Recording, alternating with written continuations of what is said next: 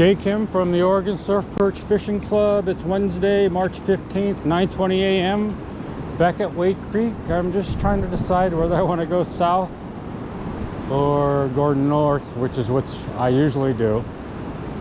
Swell conditions are about 4 feet. They're about 200 energy. There's a slight breeze, but it's at my back, so that's pretty pleasant. It's around 40 degrees, so it's a little chilly. It's about 3.5 hours, about 3 hours past high tide. I want to say it's about a 4 to 5 tidal height foot right now. Catch conditions actually look pretty good because there's a lot of crashing waves, and I'm right at the mouth of the creek.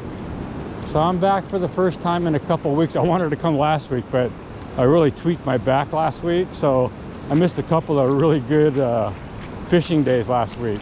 So I'm a little more optimistic about coming from before because I'm not coming at high tide, which has kind of forced me to stay way upside the beach. And at high tide, it's all been very shallow fishing.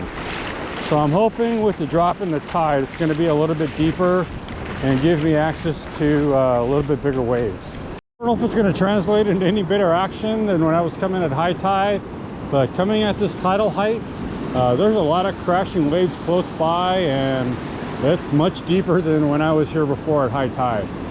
So catch conditions actually look really good right now, so I'm hoping I can get a bite or two. So one thing I forgot about wading at lower tidal heights is that because this beach is mostly underwater a lot of the times I'm here, there's a lot of depressions, so you're constantly you know, trying to regain your balance from stepping in these little holes. And on top of that, the sand is a lot less compacted here, so it moves under your feet just a little bit more. So when I do come at these times, I'm always being careful where to step because I've actually gone down from stumbling into these depressions. So anyway, just a cautionary note for those who come at lower tides. So the other thing is that tidal height's going down pretty quick. So as time goes by, I'm able to move out closer to the ocean. But I notice as I'm moving out closer to the ocean, the holes in the floor are getting much deeper. The one I'm standing in front of is probably about 10 inches deep, and the one behind that is probably like 12 inches deep. So again, from peak to trough. And it's just a big step down, and again, with the sand being really shifty, it's very easy to lose your footing. So I'm trying to be really careful. I think I can actually move out where these waves are just crashing now, but again, I'm worried about all these holes. So I'll keep moving closer to the ocean as the tide keeps going down though. I've been here about a half an hour now. I want to say this is cast 8 or 9. I've had zero action. I've worked my way from the creek mouth, and I'm almost to the north end of the trees, not quite. I noticed this tide has been going out, though the crashing waves are being pulled out, and there's a lot of shallow water in front of me now. So whereas it was really deep right in front of me before, conditions have really changed. The other thing I noticed is that there's one big set of crashing waves way out there. It turns pretty calm, and then a second set of waves will hit that are closer by, like right there. So conditions have really changed now because the biggest crashing waves are way out, whereas before they were reasonably within casting distance when I first got here. And again, I've only been here a half an hour, but like I say, the tidal height's dropping really quick today because low tide I think is around 0.2, or anyway, it's less than a foot, I'm pretty sure. Okay, that's it for now. I'm going to keep heading north for a little bit more, but I just might go straight to the south because conditions here don't look so good. About 40 minutes, I would say I got in about, I don't know, 9-10 casts. Zero action.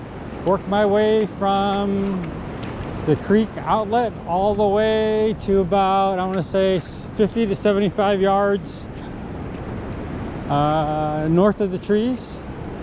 So I'm just going to spend 10 of my last 40 minutes walking way south because I haven't fished the south in a while, and I want to get past all the rocks. There's still a lot of rocks exposed on the south, but I'm going to see if I can get past all that because last time I came, I got a bunch of snags there and I lost the weight. Just got over the creek, and you can see all these rocks here, and at high tide, again, you're up against those rocks. So when you're casting from there down to here, then you're kind of casting into these rocks. So it's just interesting to come and see the beach at low tide so you can see all the structures. But again, this will all be covered up here pretty soon during the summer with sand. Okay, so I just went past those rocks, and just looking at catch conditions, it looks a lot better here. For one thing is the footing's a little more even, so I can get to the edge of the water a lot easier. There's not as many holes here, although there are some, but I'm able to get to the crashing waves much closer and easier than I was on the north. Okay, as I always move around, I'm always looking for beach structure and where I can get closer to the crashing waves. And I see a sandbar right there, and as tide's going out, it'll get safer and safer to be on that sandbar. But I'm trying to figure out if I can get out to that, because it's pretty far out there. But that'd be a sweet place to be. So I'm gonna go and scout it out, because I'm pretty far. You probably can't tell, but I'm very far from the crashing waves where I'm at, and I don't want to venture out too far because the footing here is starting to get uneven like the north. So we'll see how it goes, but I'd like to get to the sandbar. Almost there. I'm like halfway crossing, but this last 10 feet, yeah, it's pretty dark right here, so I don't think I'm gonna risk it. Although, so I'm walking along the ridges. I'm trying to find ridges to walk along to get to the sandbar. So here, let me try this ridge here. See if I can find a connecting ridge. All right, I was gonna keep trying. Actually, it's getting closer as I'm following this ridge. That's what I had to go through. I know it looks really calm and it looks really easy to pass through, but I'm telling you, man, I almost went down a few times. It is not something I would recommend to beginning anglers, and I don't even recommend it to people who have fished a long time. But as you can see, man, I'm on the sandbar now, and the crashing waves are like right here. We'll see if it was worth it. And again, tide's receding, so don't forget, I wouldn't do this if tide was coming in, because then everything behind me is going to get higher, and trying to get back would be a bear. But as tide's going out, the water's going to keep going out, and it's going out at a fast pace, so I think in the next 20 minutes it's going to be much safer to cross what was behind me. Okay, so here, let's get a cast out, because water here looks so much better than any place I've been today. So this is by far the best catching conditions I've fished in about 3-4 trips. Waves are close, they're big, they're dark, and they're breaking really constantly. So hopefully that'll translate into some action. Been here a little over an hour now. I got about 9 or 10 casts up on the north. I want to say this is like my 5th or 6th cast on the south. Only about the 3rd from the sandbar though. But I can't believe how good wave action is here, and I'm not getting any bites at all. So, and as I go further south, the wave action is actually worse. But with no action here, I might as well go where I haven't tried yet. Okay, so I've been here an hour and 15 minutes. I'm crossing back from the sandbar. It is so much easier than it was 20 minutes ago when I was going against the waves.